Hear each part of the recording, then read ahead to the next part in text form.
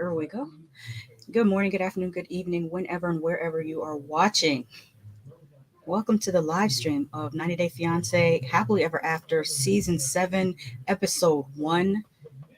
Let me see. While we're waiting a little while longer for people to get into the chat, I'm having a day because you ever wake up and you just feel anxious? That's the way I feel. Anxiety, the gift that keeps on giving. Also, word about my background. If you checked out my other channel, which is what I just watched on Friday, I did a Dollar Store Halloween haul, and these are some of the items. These are not all the items, but these are some of the items that I got from Dollar Store Halloween haul. Also, I should mention that later this week on Friday specifically, I'm going to be on Master of Chaos TV. And the stream is going to be called Full Moon Friday Night Club. And we're going to do this every week. But this week we will be discussing arcade and transfers too. So if you're into full moon video or full moon horror movies, check that out. Again, that's on Master of Chaos TV on YouTube. And then this Saturday, I'm going to have an Akira live stream about, the famous Japanese anime movie Akira, and that's going to be on my other channel. What did I just watch? On Saturday at 4 p.m. Eastern. Let me move. Actually, my microphone is not in the right position. Hopefully, y'all heard that well. There we go. Let's check out the chat. Tony Man says, I'm in the heezy for sheezy. Welcome to the stream. Fomiki Latte says, hey, y'all. And Tony Man says, you look so pretty. Thank you very much. I put a little something in my hair to cheer myself up. It's a memory of times that were easier. Isn't that cute? I know. Flashback to the year 2000. So did y'all see this first episode of 90 Day Fiance Happily Ever After? I don't know why I'm blanking on that. What did y'all think?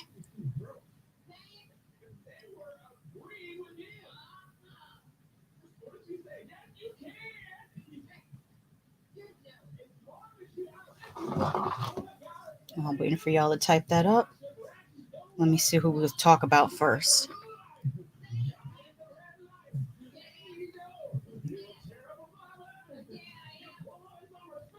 Let's talk about...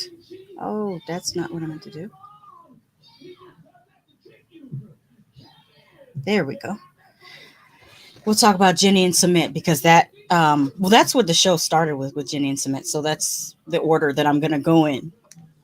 And we meet them roller skating, which was kind of cute, except for when Jennie took a tumble, and I worried for her because even at my age, falling can have you bruised up for I don't know how long. This is 40, but at her age, the falling was really it was concerning to me.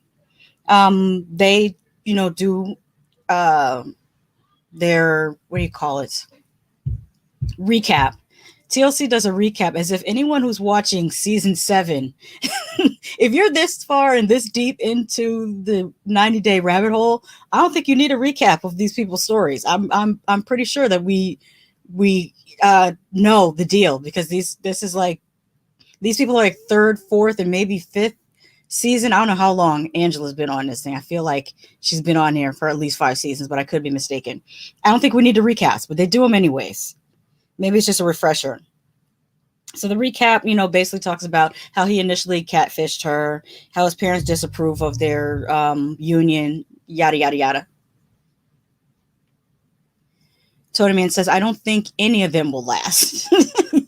Yeah. Foamy He Likes says, I haven't watched. I saw Bilal sigh. Oh, goodness. You and me and most of Twitter, we didn't need that. We didn't need that at all. So, we're told that Sumit is meeting his parents to tell them that he's married. Mind you, for us as viewers, we know that they got married last year. And they're showing us this footage this year that they shot last year, and it's throwing everybody off because people on Twitter are like, how did they get married on TV and his parents not know? And the answer to that is because they probably shot all this footage immediately after their wedding footage. I think at one point he said it was 2 months after the wedding. So that's why the parents, what we're seeing is not real time. We're seeing stuff from last year, most likely. If not 2 years ago, because as we had found out with Jabri and Miona being married for 2 years, their footage could have been shot 2 years ago for all we know. Okay, what else happened? Oh, they were cleaning the house up in preparation for his parents, and turned out his brother and sister-in-law came too. And it was very interesting. I was watching them sweep the floor, and I'm like, that's like a week's worth of sweeping stuff on the floor. Like, what are y'all doing? Y'all also need to sweep more frequently, and don't wear your shoes in the house. That also helps. So his parents finally come through, and they're chilling in the living room, and the shadiness starts immediately because Jennie comes out of the kitchen and she has this tray filled with chai for them to drink, and she's fanning herself, going, "Oh my God, I'm so hot from working in the kitchen," and Sumit's mother said, "You're sweating from just making tea. You're just making chai," I think she said.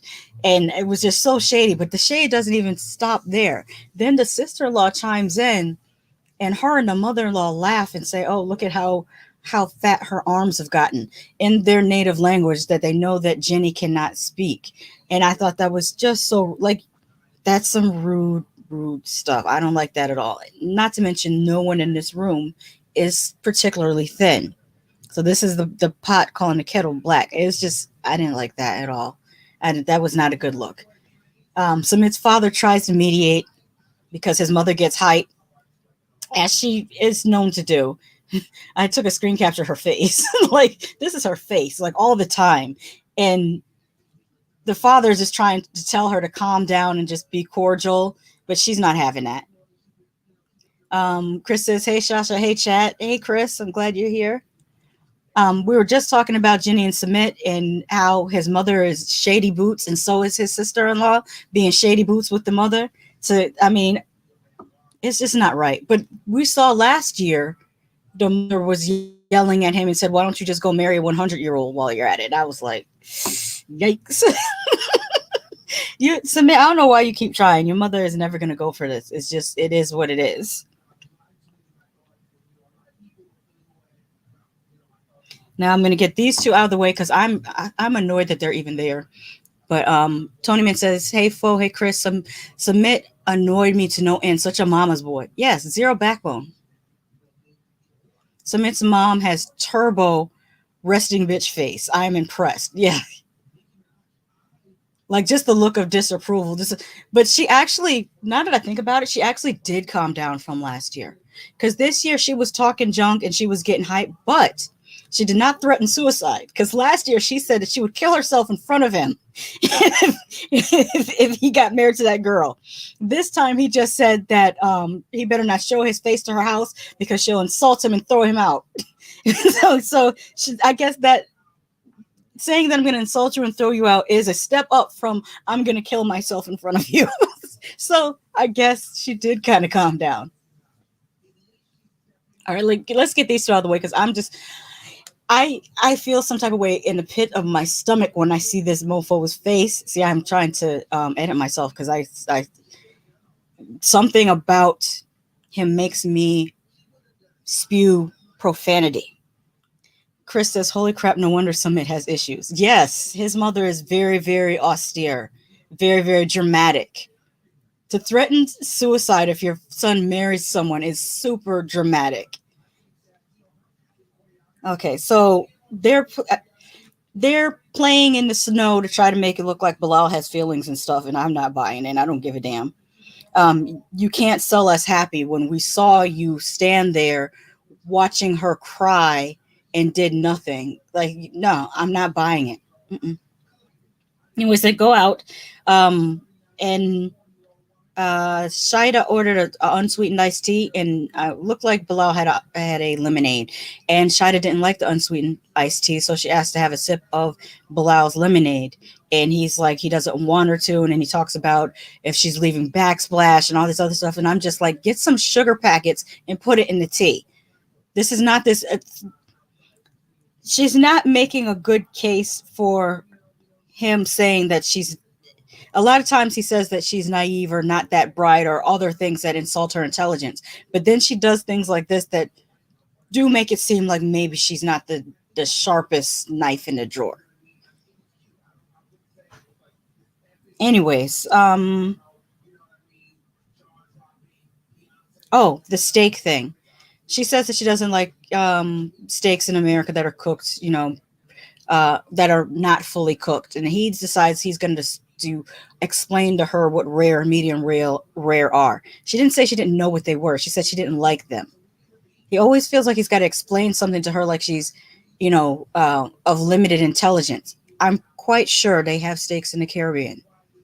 I don't know what his issue is, why he thinks that Caribbean people, um, live on a different planet. They do not. They have many of the same things that we have in the US.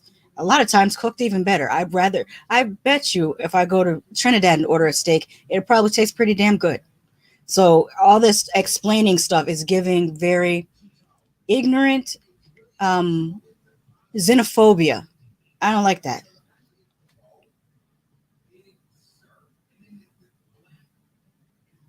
And then the last thing is that, they're driving in the car and Shida brings up how she wants Shaeeda to apologize. And we know that's not going to happen. And there was something she said. I took a screenshot because I want to show y'all something. Shida is on this, wanting Shaeeda to apologize to her, which is never going to happen. So I don't even know why she brought that up, and that she wants Bilal to mediate. Never going to happen. And then she talks about, I think I know what it was. She referred to Shaeeda as his first wife, and we already established. Let me do like this because I didn't. I took the screenshot on my phone. I didn't put it up on there. This is his first wife, as you can see, who is not. Oops, the picture keeps moving back and forth. It moved upside down. It. I don't know why it's doing that. Hold on. Let me see if I can fix this. Let's do it like this.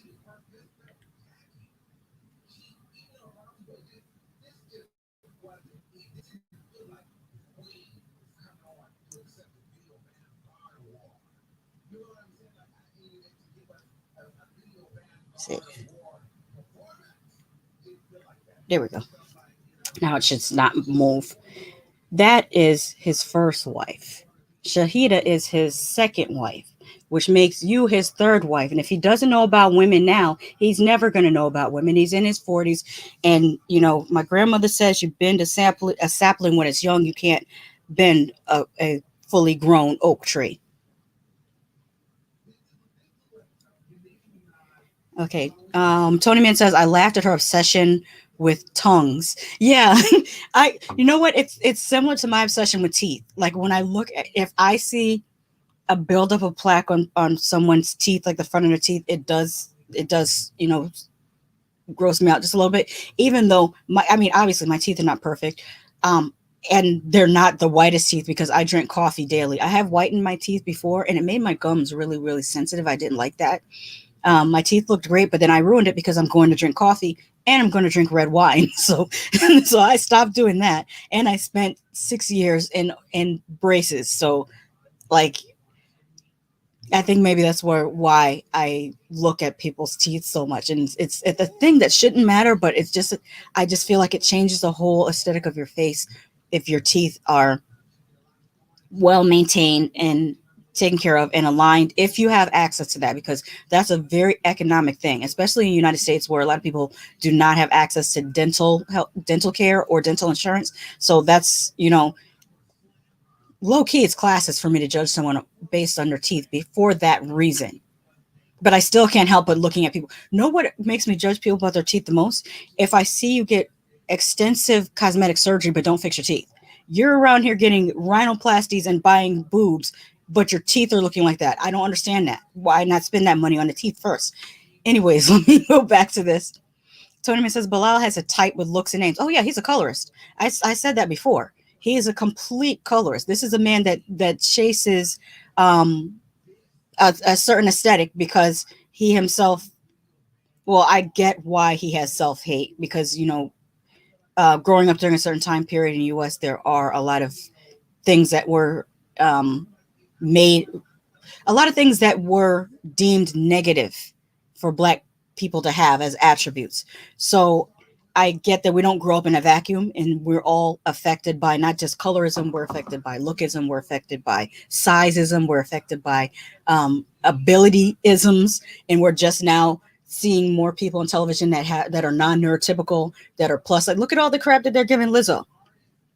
I said on Twitter the other day because that fat, nasty, greasy looking pork chop ham hock of a person named Ari Spears, and I'm only saying this because because of what he said. He deserves to be treated with the same type of discare that he treated Lizzo with when he said that someone asked him about her music and her songwriting, I believe specifically, and he said that he couldn't get past the fact that she was shaped like the poo emoji. And that's why I said all those hurtful things to him, because I feel like he deserves that because what he said was hurtful to her. And a lot of people keep picking at Lizzo like she's the onlyest plus size person they've ever seen in their life.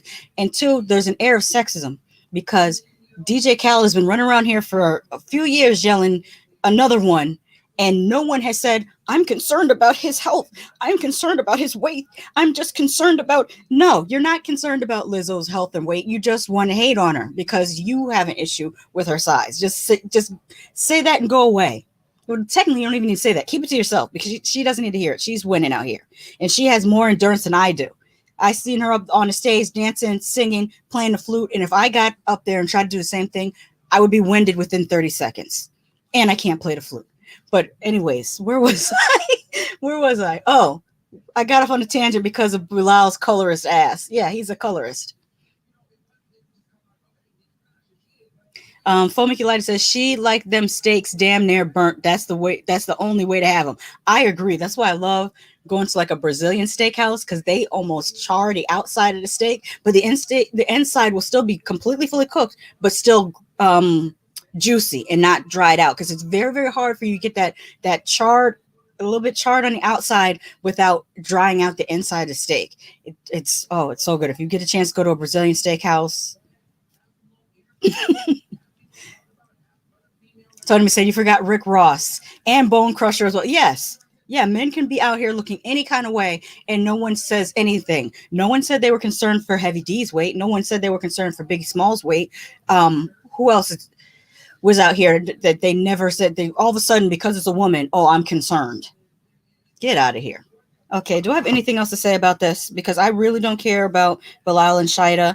I mean, clearly she likes the abuse, or well, she doesn't like it because she was crying at the reunion show. She was crying, so she clearly does not like it. But I don't know why she feels like this is her only option in life. Girl, you have the eyes of millions of people now. Go ahead and use that and roll it over to like your business. You don't even have to have a brick and mortar business. Sweetheart, you better look at what homegirl did in the Philippines. What was her name? Rose. That was with Big Ed. She flipped that into a whole YouTube career, and she's making her little bit of money and change off of that. You could do that. You could literally start up a YouTube yoga, Shahida's YouTube yoga in the morning, and do your yoga, and a lot of us will probably come and participate. Follow your channel, do yoga in the morning with you, and then you can spin that into um there's several avenues of revenue you could get with the amount of eyes that are on you off of 90 Day Fiance. You set up a little camera in the corner of the little studio that Bilal has uh, made for you. You might have to use like a GoPro camera so that you can put it really far and it'll get most of your more of what you're doing than if you use like a traditional camera. But either way, you set that up in the corner. You do your yoga in the morning, build a following. You get your YouTube partnership. Then you get into ad revenue. Then you start whatever you name your yoga studio. Produce some of the exercise fitness gear, and you have a niche market. You being a Muslim woman, you could produce fitness gear for other Muslim women as well. And there's your merchandise, and then you'll probably also get commercial endorsement deals for like maybe a fitness shake or um, um, maybe some equipment, yoga mats, that type of thing. You have eyes on you. All you have to do is take them and spin it into a business. You don't need any money from this fool because he's gonna never let you forget about it. He's the type of person to loan someone $2 and still be talking about it 15 years later. Remember that time I loaned you $2? He's that type. You don't need that from him. Get your thing together. You can do this, and then you won't have to rely on him.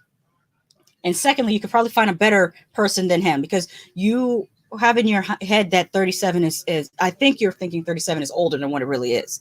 Now, not nowadays. 37 is like 27 now. You don't need all this. You don't need all this.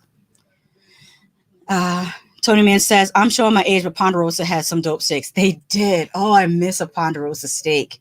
Y'all gonna make me want steak tonight. Chris says if you sous vide, am I saying that right? Sous vide a steak, or are you saying saute? Then saute, then pan sear. You can get that effect. I've tried it before where I've pan seared the steak and then I wrapped it in foil and then I put it in the oven to cook the interior, and I got a really, really, really good result. Tony says someone's showing off the master's degree in business. Don't tell anybody. They're gonna expect more out of me. Don't tell people I'm educated. Where was I? Yeah. So, anyways, yeah, use the clout that you got right now and the eyes that are on you from 90 Day to transfer into your yoga business. Because where's your YouTube, young lady? You can literally see. I said young lady. I'm starting to sound like him. It's rubbing off. My apologies, Shaeeda. I didn't mean to call you young lady, especially when we're not that far apart in age.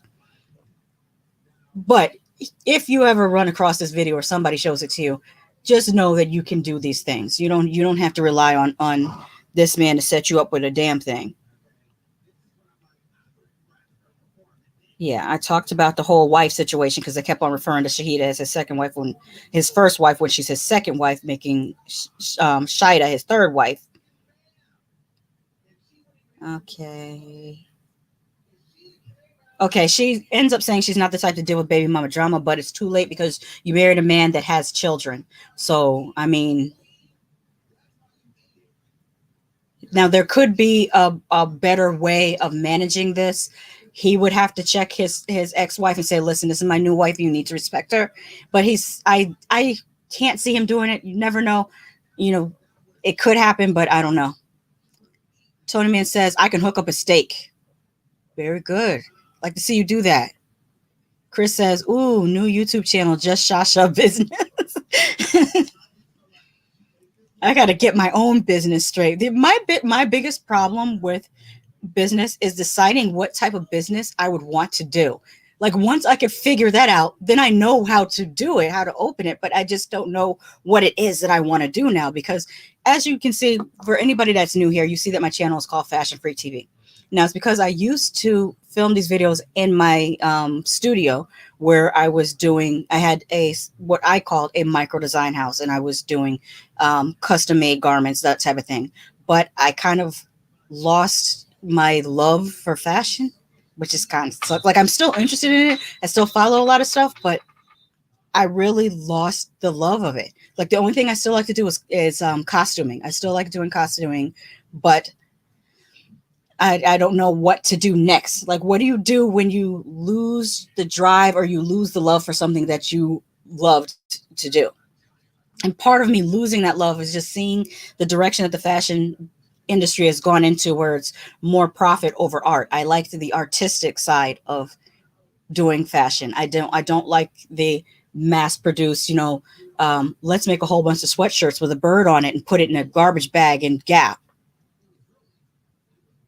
If you know, then you know. I can't with that. So, anyways, let me go back to what I was talking about. This is when my ADHD is on one. Sorry, it's one of those days where it's like that.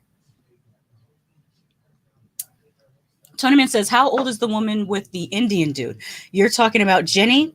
Jennie, I'm not sure if she's in her late 50s or early 60s yet, but Sumit is only 33." Tony says, "Sorry about blowing up the spot." Oh no, I'm just joking about that. I'm cool. That's the downside of making hobbies into business. It takes the fun out. Yes, it does. What's interesting is like when I was in high school, I loved fashion. Like me and I had a group of friends that we were all over reading Vogue, reading Elle, reading Mary Claire, and I remember at the point where we couldn't even pronounce anything. We were looking through the pages going, oh, what is this, Versace? Oh, that's interesting. Oh, look, this is Dulce and Gabbana. Like we didn't even know how to pronounce anything, but we were just looking through the pages like, this is it. And then I went to design school. And when I got that first degree in fashion design and merchandising, it ruined shopping for me. Like, I don't even want to go to a mall. I used to love the mall so much, and now I don't even want to go to the mall because I'm noticing when things are not sewn correctly, and when you go into Dillard's and you're expecting a top that to be silk, but no, you're charging $125 for an imitation silk blouse, and I'm like, where's the real silk? This is a technically a high end store, and the same thing with Nordstrom. Like if I'm going into Nordstrom, why are you giving me the same quality of materials, fabrics I'm talking about that I would see in a Forever 21? Like what's the point?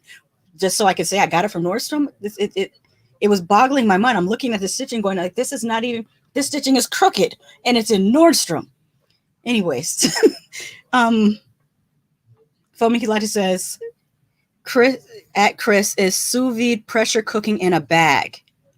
Yeah, I have the same question because I don't know what sous vide is. By the way, Chris, you should plug your Instagram here because Chris is awesome at cooking. Like I follow her Instagram just to see the different meals that she's preparing, and it's really good. I would love to see her produce a cookbook, but I know time is limited. Chris says it's vacuum sealed foods cooked in a water bath. Oh, I see. I'm learning something new today. Tony Man says, I don't like high-end stores. I like high-end Goodwill shopping. Yeah, yes. I used to like that too. I miss going to the Goodwill, but now I'm all squigged out about germs because of Miss Covita and her friend Miss Monkeypox. I don't know. All right, I think I'm done with them. Let's move on to Kim and Usman, which we didn't really see too much of Usman other than they showed two of his videos or his song. They played one of his songs. They played one of his music videos. And it was just okay. It wasn't hitting for me. I read on Twitter, some people on Twitter said that Benyam's music is better than Soulja Boy's music. So I have to check out Benyam's music to see what it's like. They do their recap. about the photo, I mean, the video shoot in Tanzania, and Zara and Kim being upset that he wrote the song about Zara, who was his ex. Then Kim goes to dinner with her friends who are asking her regular general questions, but she gets upset because it's not what she wants to hear. And she storms off like a toddler, even though this woman is 52 years old or 53 years old, I think it said. Yeah, too old to have this type of emotional, oh, I'm just gonna, storm off because I'm not liking what I'm hearing. Tony Man says, I want to hear you say Kimberly just once. Yes, Kimberly. So Kimberly is upset, that her friends are asking her regular ass questions because she is got in her head that he's going to have a second wife who's going to have children for him, that he's going to leave over there while he comes over here, which makes no sense at all. I don't know why she said that, why she thinks that's a thing that's going to happen. It's not. And as we see in the previews coming up, that it's just going to be the same old with him. It's hard for me to even talk about this because I really, they didn't need to be on Happily Ever After. They're not even married. Is it Happily Ever After supposed to be for the couples that are actually married? They're not married. They shouldn't even be on the show. I think that's all I had to say about them. Let's get into Elizabeth and Andrei and their baby and their family. The family of Elizabeth. They are playing tennis with their toddler daughter. It opens up, and then they show that they have a new house. And Andres has got his Andrei. I'm calling him Dre. Dre got his real estate license, which is really, really good. Chris says, somebody needs to tell Kim she can't be a video vixen. The 90s are over. Yeah. What was it? Yeah, he got his real estate license, and then we have a flashback to all the multiple fights that the family Elizabeth, which is funny how they never got their show, like how the family Chantel got their show. The family Elizabeth never got their show. Maybe because TLC was worried about, well, you know how TLC is. Whenever the police are involved, they are gone. They are out the door. They never are around when stuff actually pops off. And the family Elizabeth often has the police called on them. I did one video, you look on my channel, of all that, about their mugshots. The whole family got a criminal record. To varying degrees. Like some of the sisters just got popped for like driving without a license, which is not the worst thing in the world, or driving on a suspended license. I wouldn't compare that to like someone who's like, gang banging or child trafficking or something crazy like that. Tony says, I've never met Irish Andrei. He's not Irish. He's from Moldova, which is in Eastern Europe. I want to say it's probably somewhere in the vicinity of like Serbia, Czech Republic, like that type of area. I think that's where Moldova is.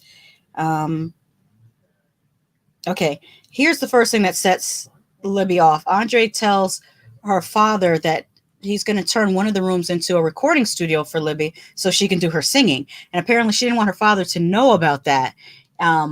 So she gets a little bit pissy about it, but he's just like, what's the problem? We talk about this all the time. And he gets a little loud, but I think like some people get taken aback when Andrei gets loud, but I don't think he means it in a malicious way.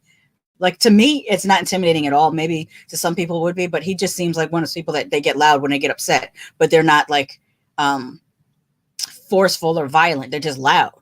And some people get scared by that because wherever they grow up, there are people that follow loudness with violence. I don't think that he's the type of person that follows loudness automatically with violence, unless Charlie is there, because Charlie will try to fight Andrei and get his stuff rocked every time. I don't know why Charlie even thought that he could take Andrei. Charlie being Elizabeth's brother. Tony said, why'd she meet him in Ireland? I know nothing about this couple. Oh, because he was working in Ireland. He's originally from Moldova, but he was living and working in Ireland. I do remember that. I believe he was working as a bouncer. The second thing Andrei mentions that Elizabeth didn't want him to mention because she says that they never discussed it, but he brings up possibly having a second child, and she's like, hold up, slow your roll. We did not discuss any of that. So don't even put those words out there about having a second child yet.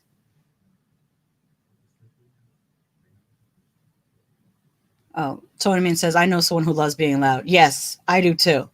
Half my family will scream the house down, but won't bust a grape in a food fight. I I have family members like that. Um, I can see from him coming from a family of loud arguing types. Yeah, some people are just. It's kind of like the stereotype of Italians in America. There's a stereotype of Italians being loud and aggressive when they speak, but it's not necessarily always in a confrontational manner. It's just their regular way of talking. There's a whole movie called Cousin Vinny about that.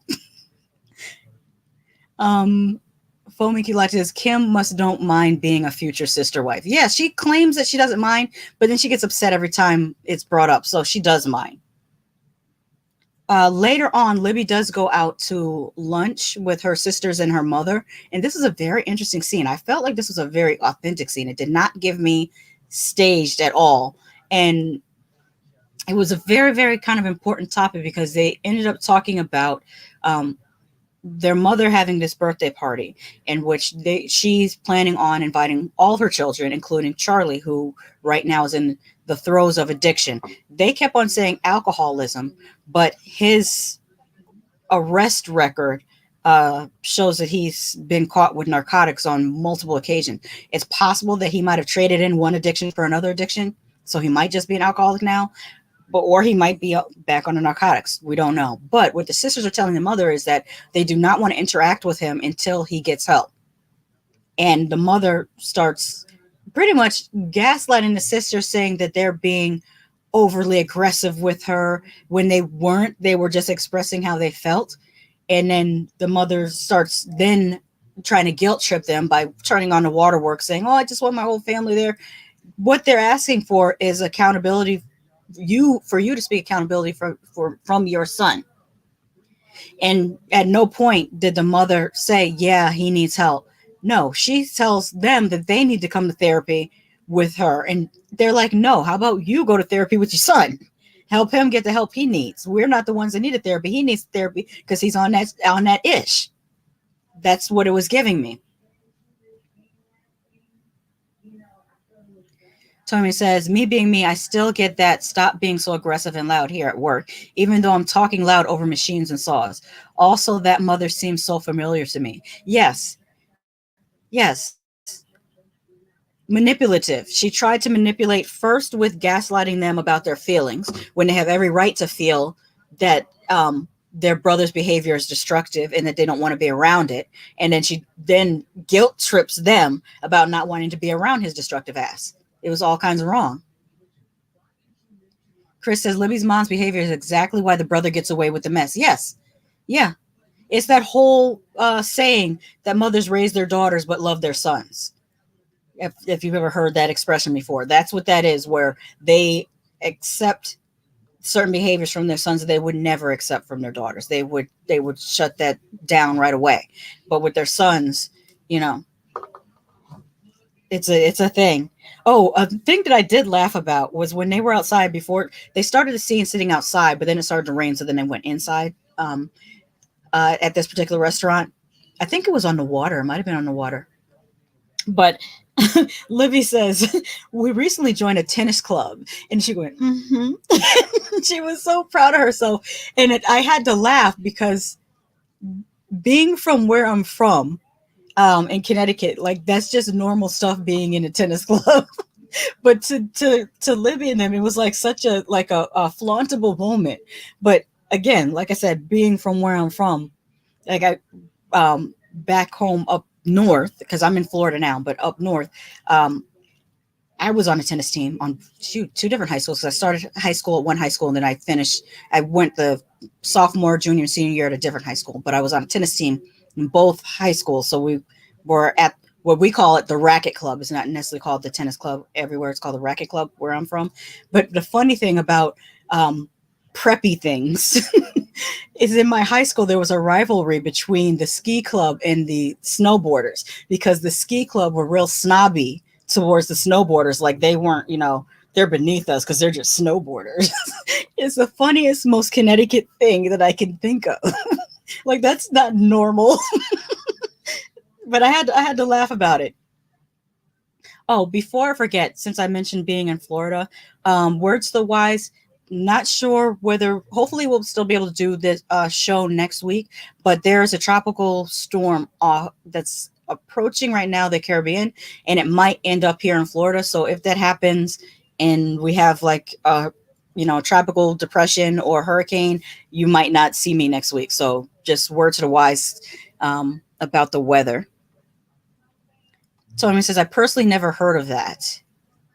Never heard of what? Of a tennis club, or what have you personally never heard of? Do I have anything else on them that I want to say?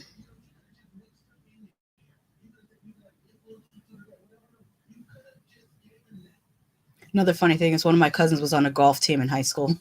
That's um I haven't seen a golf team down here, which you think that these high schools would have a golf team in Florida because you could play year round. They probably do.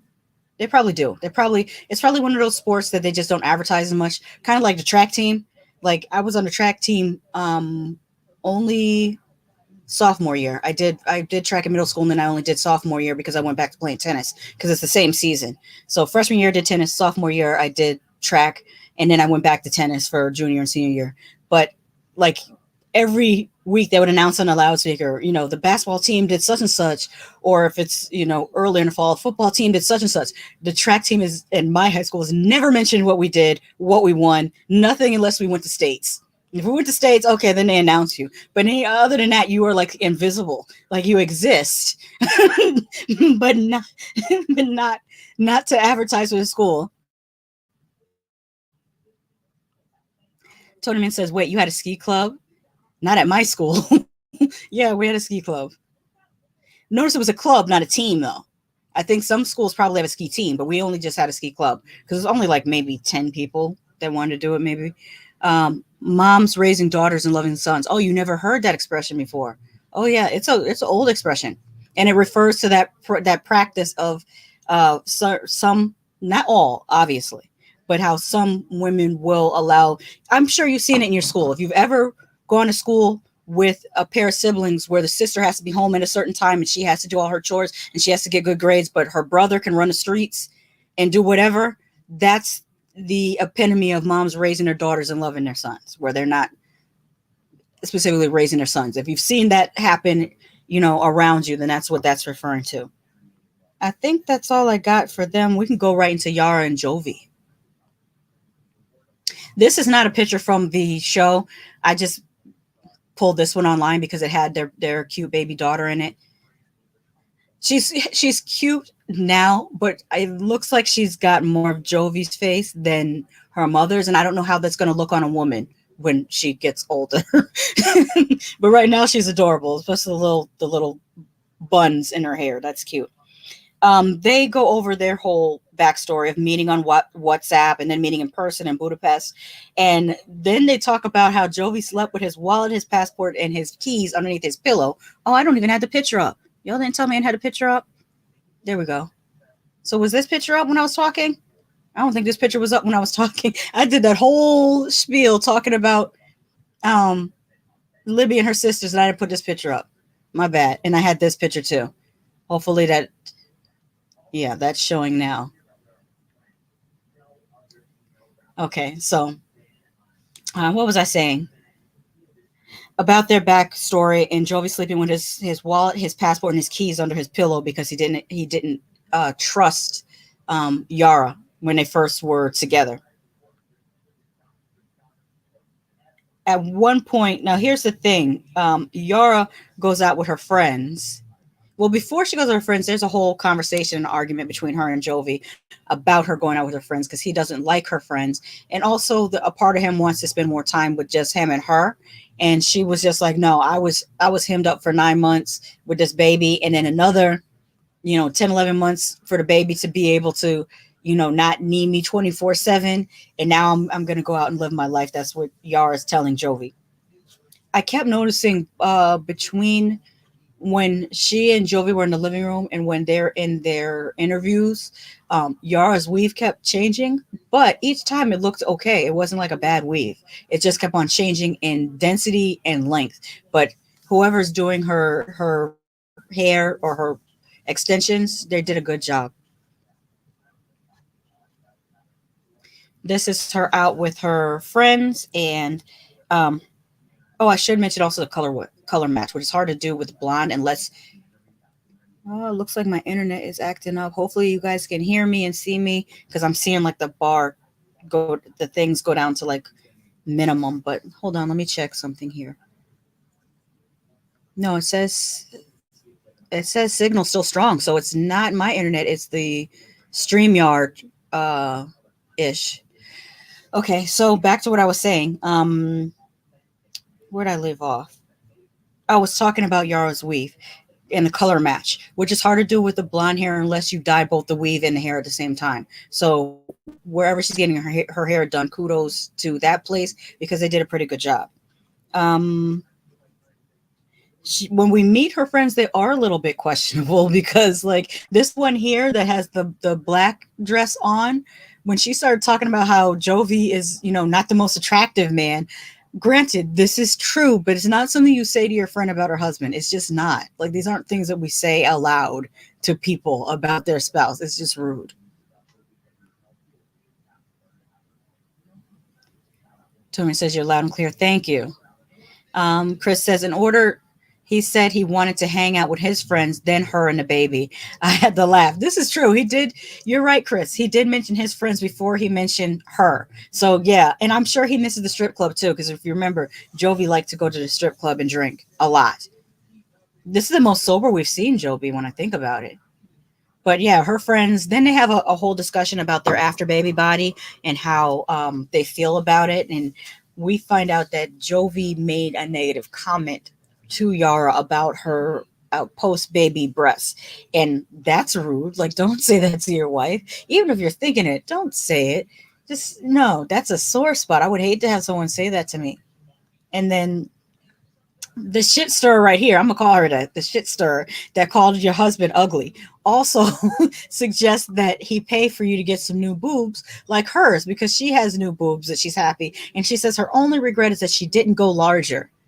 And I'm beginning to see why Jovi doesn't necessarily like these particular friends because half of the time they spent telling her how she could do better, she can get a better guy or a richer one, possibly. So it was like what's being said between the lines. I think what they really meant to say is that she can get a richer guy, but they might be putting 20 on 10 because she also has a baby, and I don't think that a lot of guys. I think that a lot of guys would be reluctant to date a woman with an infant. I mean, that's it's kind of, well, you would think so, but some dudes really have no morals. So I take that back. There's probably some dude that is willing um to like interact with a baby without thinking it through about whether they really really want to be a stepdad. And I hate that for children. I don't do that. Don't introduce weird people to your children. um Chris says those are the kind of friends that talk ish about your relationship, watch you get divorced, and then disappear into the ether. Yep. Or I'll tell you right now, this one right here is the one that's going to disappear into the ether. This is going to be the one that's going to sleep with him after you broke up with him, after she finished telling you that he was ugly. Mm-hmm. Yeah, I don't trust them. I don't trust them at all. These are not great friends, Yara. Um, anything else? Well, we get a preview of what's to come in the season, and looks like Kimberly is still simping and tricking off because that's what she is. Kimberly is a female simp. She is a simp for Usman, and she's going to keep tricking off on him, buying him whatever, and not getting much in return. Yara finds out about Russia invading Ukraine, which is very, very, very interesting. Will be interesting to watch from her perspective because she is from Ukraine. And there was some back and forth between her and homegirl. I can't remember the girl's name that married the boy from the farm in Virginia who's Russian. That girl on the farm in Virginia had said some nasty stuff to Yara on Instagram about her country being invaded. And I was like, on the one hand, Yara was rude to her and they did not get along, like when they met at some point during 90 day stuff. But no matter how rude she is to you, it's not right for you to come at her about her country being invaded. That's super dirty. Can't remember the girl's name. I think it was Julia. Might be Julia. who married the little boy at the farm in Virginia. Yeah, Julie was talking mad because Julie is Russian. So Julie was talking mad junk on Instagram. I've only seen the screenshots on reposted on Twitter. I don't follow none of these people's Instagram. I'm not that nosy. But if it comes across my timeline on Twitter, then I'll see it. So what else was I gonna say? Angela has super strength and she's tearing up cars. We saw her pull like the front I forgot what you call it. It's like a screen. It's like a protector, like a rock protector that you put on the front of your car that keeps little pebbles and stones from making little in your paint. I forgot what you call that, but it goes on the front of your car. She ripped that off of Michael's car, and then she started ripping the license plate off the back, which you had to be really strong because license plates are generally screwed in place. So how is she ripping that? She just hulked the hell out on Michael's car. And then because TLC hates us, they force us to see Ed again. And I mean, if I have to see it, you have to see it. Why? Why? And why does he keep playing himself out like this? Like you would think that he would not want to do this, but no, he keeps playing himself out like this is some fun stuff. No, it's not fun for any of us, and you need to stop it. All right, let me take that off the screen before I lose my lunch. And again, no one says they're concerned for his health. All the people that are concerned for Lizzo are not concerned for Ed's health. Y'all are so full of it.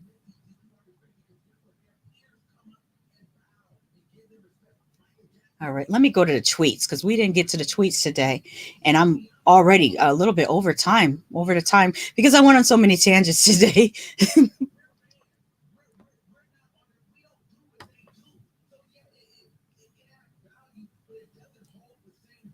Okay, we'll go here.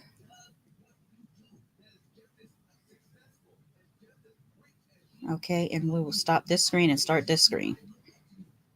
I didn't I don't think I retweeted a whole lot because I was working on something else last night, but I did retweet a few things. So we'll check those out. Wait, why did I do that?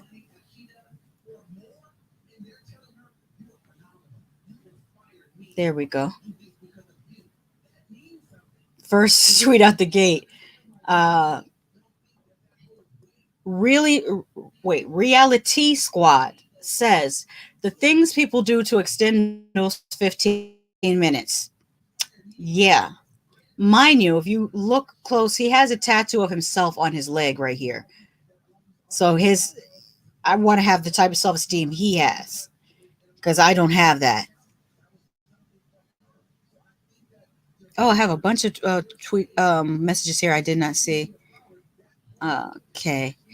I love Ed's "she calls me daddy" line. He's awesome. No, he's not. Chris says naked Ed is something I can do without. Yeah, all of us. Faux Mickey Lighty says beach ball on legs.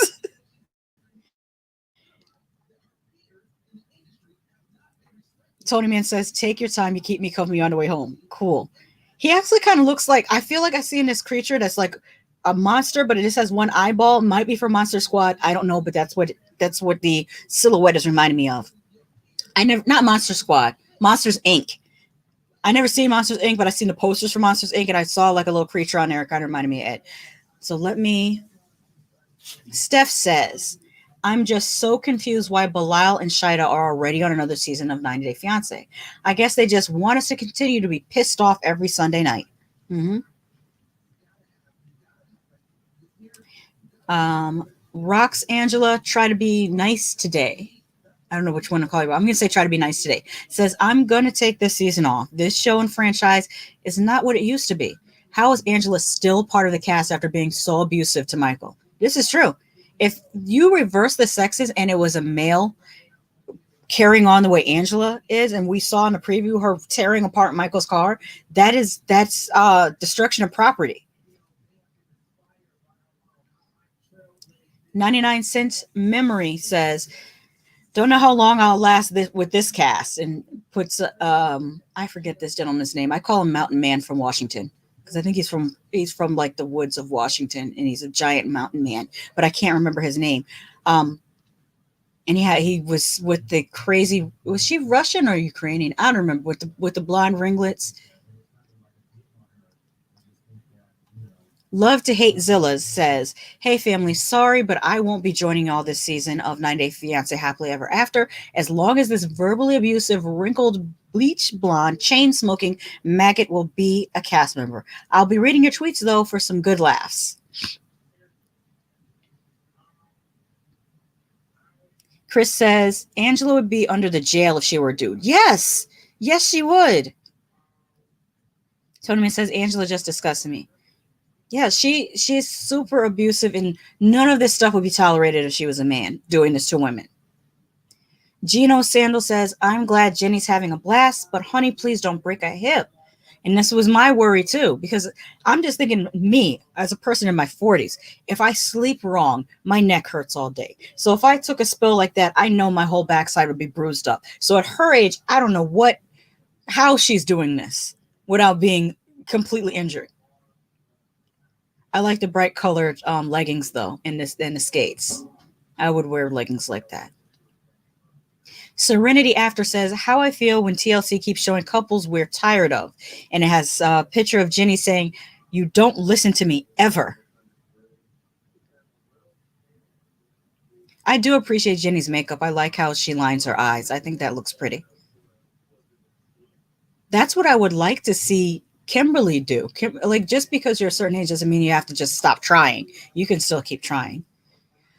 Um, Manda, the trash panda, says, "I would have loved to have taken a breather from Bilal, but no. 90 Day Fiance said more toxicity." La Prieta says, "TLC saw we all dislike Bilal and said, great, get that man on." Serenity After says, Shaeeda, sorry. The way her name is spelled, you would think it'd be Shaeeda, but it's Shaeeda. Why is the A there? Anyway, Shaeeda admits she was desperate when she met Bilal, and you see like these screen captures of when she talked about how she was on some application and she just was hitting accept for any guy that was reaching out to her. This green and yellow looks nice on her though. She always looks nice. I just wish that she wouldn't be so desperate to be with this dude. Ugh. Chris says this will be the most toxic season yet. Yeah, most definitely, especially if they bring Libby's brother back. Go to L says, "All set to yell at Andrei. Big Pred." Oh, the reason why people are calling Big Ed Big Pred is because there were some allegations about him being aggressive towards women at his job during his work, and touching on women and pushing up on women that don't want him to be pushed up on at work, which is predatory. So that's why some people on Twitter call him Big Pred. And the rest of let me restart this whole tweet. "All set to yell at Andrei, Big Pred, and the rest of the not so happily ever after idiots. Will clean my bathrooms during MAGA Angela's bits." Tony Man says, "When I was younger, I could jump 50 feet off a bridge into a river and not get hurt. Now, if I cough wrong, I could bruise a rib." Yes, Mrs. 40. Bilal needs that ego shock, though. He does. He needs the fact that he thinks that this is a good look for him. Oh my God, it's this can't. Well, maybe there's a market for other toxic men who want to buy houses. I don't know. Maybe.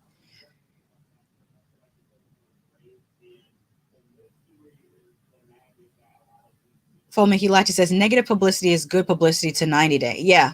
For 90 Day, it's good publicity. But for him as a realtor, I don't know if that's good publicity. Especially since nowadays, it seems that I've been reading about more women buying homes than men, anyways. So one would think that you would definitely want to make yourself look um, positive, or have a positive rapport with women, because like most of the time, well, I shouldn't say most of the time, but just recently there's been an uptick in home buying by women. So this making himself look bad on television is not good for business as a realtor. And he's not the only one, because remember, Kara's main job is as a realtor. The balloon animal thing is her side hustle. not balloon animal, balloon. uh, Freudian slip. Not balloon animal, balloon arch, balloon decoration, that type of thing. When I think of balloon animals, I immediately think of clowns. That's why I started laughing, because it's like it's technically calling her a clown by saying balloon animal, but I'm not calling her a clown. Anyways, she's also a realtor, and she needs to maybe not have the most negative appearance on television as well, just for business sake.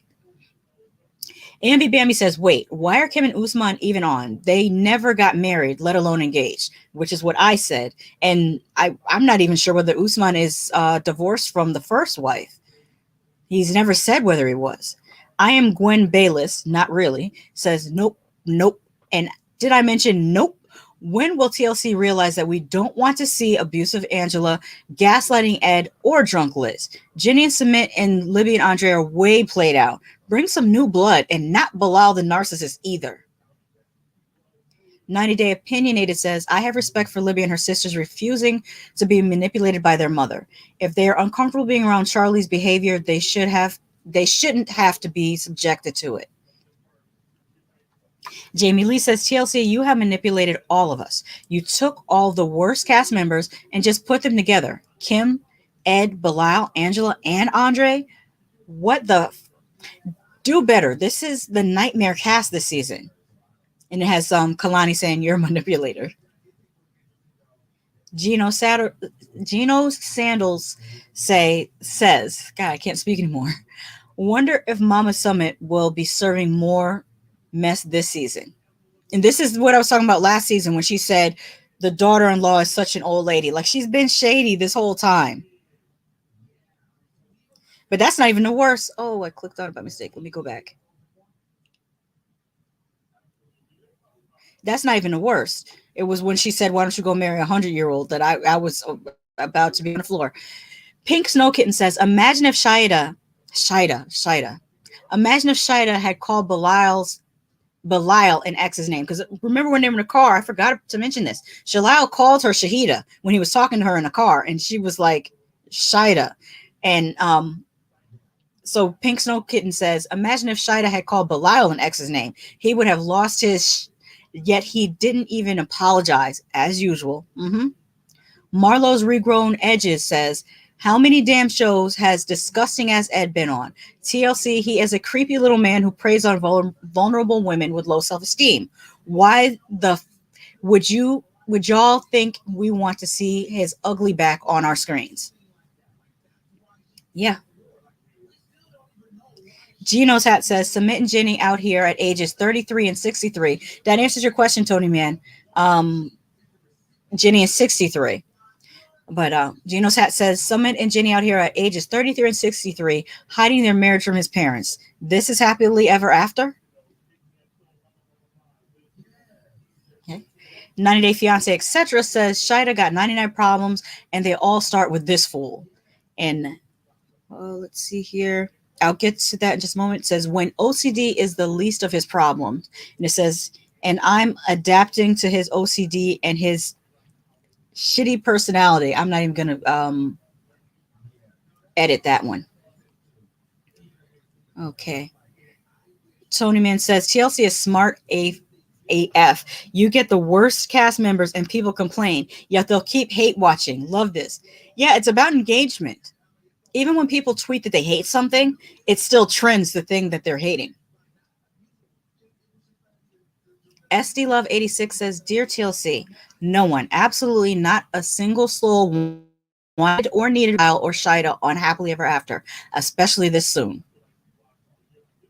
And I think, okay, so this person wrote, how can it be that Jennie and Sumit have been married on TV and been married for 2 months? I should write, I should say the person's name, Nadine. Sorry, Nadine says, how can it be that Jennie and Sumit have been married on TV and been married for 2 months and the parents not know? And I retweeted them and said, this may have been filmed last year shortly after they filmed the wedding, which is the only way it makes sense to me. Kiki and Kibitz, which if you also are looking for another great 90 Day Fiance recap review, check out Kiki and Kibitz. They do really, really great commentary.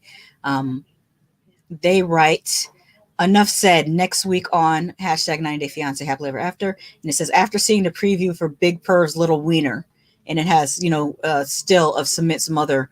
I don't know if she's crying for real or fake crying because she's so dramatic. I don't think I believe it. I think that's the end of the tweets. Fominky Latte says, damn, that's a hell of an age gap. Yeah, that's why his mother was saying that he's marrying an old lady. I think Jennie might be. Is she older than his mother? I don't know. She might be older than his mother.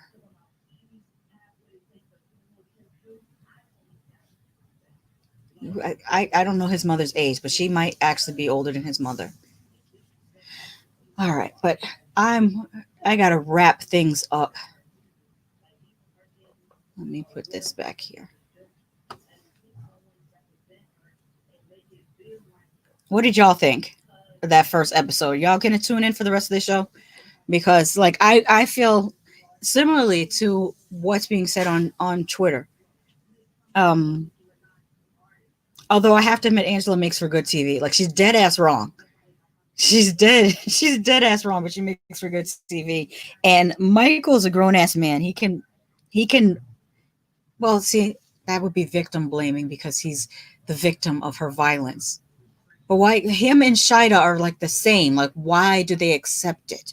Why does Shaeeda accept the emotional abuse that Bilal gives her? And why does Michael accept the physical and verbal abuse that Angela gives him? I just don't understand it. Chris says, I'll try. This lineup is stressful, though. Yeah, it is. Tony Man says, does Pinocchio have wooden nuts? Of course I will. Yeah, I mean, this was. They could have done. They could have done other couples. They really could have. But I mean, they're not the couples that they have. I think they picked couples that are guaranteed to show out, as we saw in the previews. Angela's guaranteed to show out. Um, Kimberly is trying. I mean, all she does is throw drinks on Usman. That's not doing much. It's old, and like we've seen that for like 12 years of Love and Hip Hop. No more drink throwing. It's passe. It's let it go. Stop doing that. Um, who else? Jennie's. We saw in the preview that she did turn up on Sumit at one point. His face looked like he was shocked and angered all at the same time. He was a full range of emotion on his face about her yelling and screaming and jumping. She jumped at him like she was about to hit him. So they picked people that are going to give them, something to talk about. I really don't want to see any more of Ed and Liz. Like, I don't know what Liz's whole deal is. Like, she doesn't even have a product to sell. Like, the clout chasing would make sense if she had a product to sell. Like, with Libby, we know, oh, she's trying to start a music career. Okay, get it. Usman, trying to sell his music. Okay, get it. But what is Liz? I mean, other than just being seen on television, what's the purpose of this? And is it worth being with a literal troll? Like that's what when I see him, I see a troll. Like, I mean, not the internet type, the type that live under a bridge. That's what I see when I see Ed, unfortunately. But this is more due to his personality and the way he tries to take advantage of women half his age, more so than even his physical stature. You would think someone that looks like Ed would have a hell of a personality and be super nice, but no. No, I'm going to look like this and be a jerk. Like, what? Why? Just adding insult to injury. Okay, I'm going off the rails and saying a bunch of negative things, and I don't want to do that. I want to just have fun and laugh at interesting situations. Let me get out of here before I say more stuff that I can get canceled for, and then I have to come on here and put on my sweatshirt and put my chest and talk about how this is not the real me and I'm learning and growing and all that good stuff. Tony Man says, when I see Ed, I think of Warwick Davis. Don't do that, because I've heard Warwick Davis is a lovely person. A lot of people like to work with him. He's not like Ed at all. And he has longer legs, probably. All right, let me get the hell out of here before I get even any more trouble than I need to get into. Because this is hard enough being that I'm Gen X, and we always have to like, there's words and things that we grew up saying that we know are wrong. Now we know that they're wrong, but we still always have to like remind ourselves not to slip up and backslide back into talking like we're from the 80s and the 90s, because it's not cool. But it is a thing that exists that it sometimes is hard to manage. But with that, I'll get out of here. Y'all take care.